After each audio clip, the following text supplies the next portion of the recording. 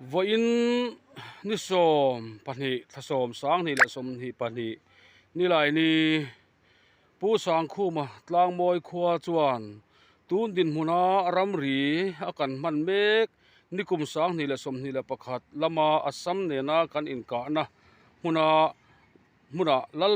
lalpan ti tura ati ti pui tling turin hun amang mek ani.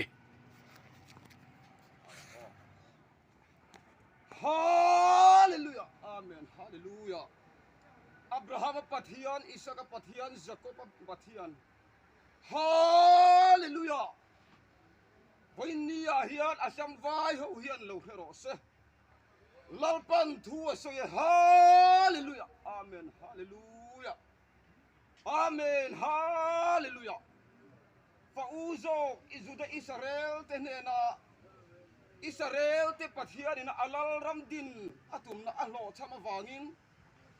anni ne na ta pathian ram chulak sakni in he kan ram Ephraim tlang rama hian lalpan jude Israel fa uzok te athik ti na turata na abua sai he kan ram ngei mai hi lalpa ram ani awangin hallelujah amen chu chu helovin vo inni theng mai hian asam vai ho hian lalpa ram chumin ram chu puita kan pathian ril ruana em ani ti hi tun huna hian asam vai ho hian hero se Amen. hallelujah hallelujah Ephraim Israel te pathian vo innia bok te kunia tak mai hian thupwan bung som ni pakhata ngai te mi hring jinga pathian bok te alo oma ati ang khan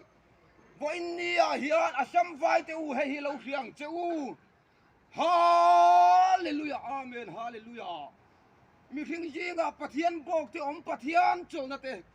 Israel te pathian kal kang kan ni dona chu wang chuan voinia hian ngam lo chala chilin nomani hallelujah Amen. hallelujah chắc là nilovin thil ti thế na nilovin ka thara au zokin le mesian atiang khan ram nei tu ten ram kanon hum to do na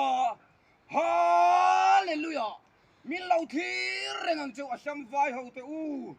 voin ni a hian pathian le kan ram ton hallelujah thei to kanon chua to do ne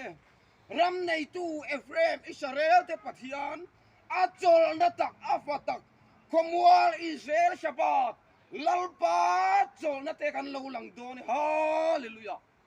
hallelujah amen hallelujah thupwan bung shong pakha chang shong pakwa chuti chuan pathian biak ina athutun na bom chu lo langa chuta chuan o te kol phe te khopui ri te lir nging te rial te lo om tanga la atia kha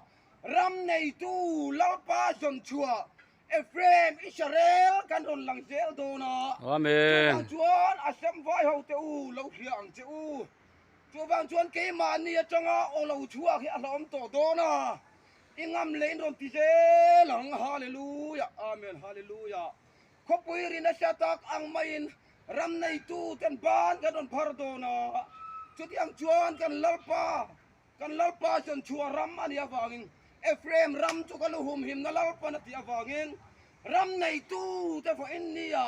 Ephraim Israel te kanon lang chuak don ta Amen. hallelujah amen hallelujah khopui ri na thila ti thei sia kan sia ti chuan leilung le engkim mai ngor dur mai ani chung jong chu ti chuan vo innia hen lir nging ina khovel leilung asoi chim sia kan sia chung jong chu ke mani afatak lalpa chol na te a hian chung jong cho chuak don ta o Israel hallelujah Israel pathian fatak te kan don lang don ta ramria mosia ban pharang khan athutun na paten Daniel mai cham Daniel pindana a olo chuak ang chia khan markanu pindan angin vo inni a hian lalpan ami te min hung chuak don ta enge kan ni chin hiang chu ram hilal pa ta asam vai ho hian khero se hallelujah amen hallelujah amen hallelujah kanin machon to don ani hallelujah leilunga lalpan athil ti then alan tir zela bo inni a hian ram nei tu Ephraim Israel lalpa choni dik tak mang tu te ku ni wang tha mang tu jong te bo inni a lalpan min ko chuak ta ti chuan jorama bo inni a hian Ephraim Israel lalpa nei tu tak tak te ka thalai pui cheu ka challenge ngal du chewa ram lalpa ve hiran ve to turin bo inni a hian isa nga ni a chuan o Zion harla ichak dein belro o Jerusalem ko pui thiang lim isil fen moi tak in belro tu na tang chuan